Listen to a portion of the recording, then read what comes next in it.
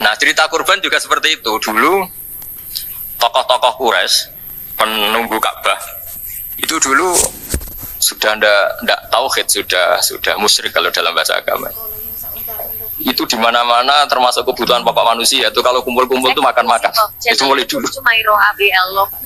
Terus korbannya itu ya pasti perempuan mulai dulu. Jadi hanya bagian masak, boleh makan nanti ngenteni luyan itu, ngenteni bekas-bekasnya. Sehingga yang nyortir Abu Jahal CS itu. Jadi yang kurban harus hewannya bagus, spesial, bahkan nggak boleh dikawinkan. Hewan yang mau dikorbankan itu nggak boleh dikawinkan, nggak boleh pernah dikendarai, nggak boleh pernah dipakai bajak sawah dan sebagainya. Semuanya serba spesial. Nanti dikorbankan di Ka'bah, yang dijual Ka'bah. Nah pertanyaannya, Ka'bah ini nggak memakan daging. Yang untung ya ketua-ketuanya ini, karena Ka'bah tidak doyan daging. Dan itu ya di atas namakan Allah, ini demi taqarrub ila Allah, demi itu. Sehingga mereka bilang wa qalu hadhihi an'amu wa harsun hijrul la yat'amuha illa man nasa'u bisamihim. Ini hewan korban harus spesial dan yang berhak makan hanya orang-orang spesial, yaitu para penunggu Ka'bah, para sadanatul bait. Tapi karena mereka sudah tidak benar, tidak jujur, Islam mau merubah tradisi itu. Tapi kalau tradisi itu dirubah, maka Islam akan terkenal pelit karena dari acara makan-makan menjadi tidak ada makan-makan. Jadi kadang kebenaran itu harus diganti dengan sesuatu yang tidak ekstrim, karena tadi dari acara makan-makan menjadi sama sekali nggak makan-makan. Maka terus diganti oleh Islam dengan kalimat udhiyah, dengan kata kurban. Nah kenapa itu harus terjadi? Karena kurban itu sebetulnya syariatnya Nabi Ibrahim, di mana orang Mekah itu memang turunan Nabi Ibrahim, sehingga sisa-sisa makan-makannya masih. Cuma mulai ada melenceng, ada sesajen, ada khurafat, ada bid'ah. Kemudian itu mulai masalah. Terus Rasulullah Muhammad SAW datang ingin benahi itu.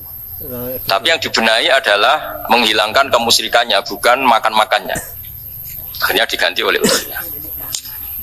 Nah kenapa ada kurban? Kalau dalam sebanyak literatur, Nabi Ibrahim alaihissalam itu Nabi yang paling, dengan tanda kutip, mengklaim kalau beliau itu orang paling sayang kepada Allah, paling dekat kepada Allah. Nggak ada yang dicintai selain Allah.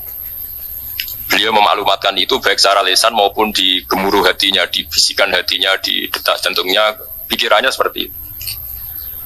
Pas itu beliau belum punya putra karena beliau termasuk lambat punya anak. Suatu saat ditakdir punya putra, yaitu Ismail.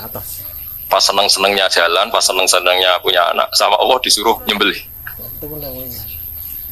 Anak kamu harus kamu sembelih. Ibrahim kaget. Kenapa ya Allah?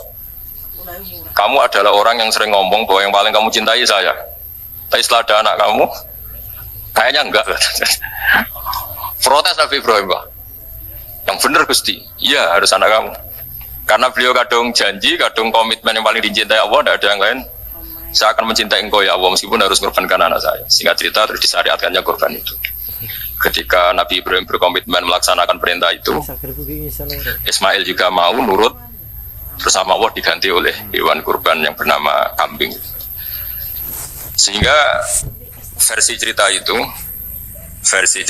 bahwa Allah akan maklumi ketika orang mencintai Allah secara serius, bersamaan dengan itu orang juga mencintai anaknya dengan proporsi masing-masing. Itu di khazanah-khazanah yang saya baca.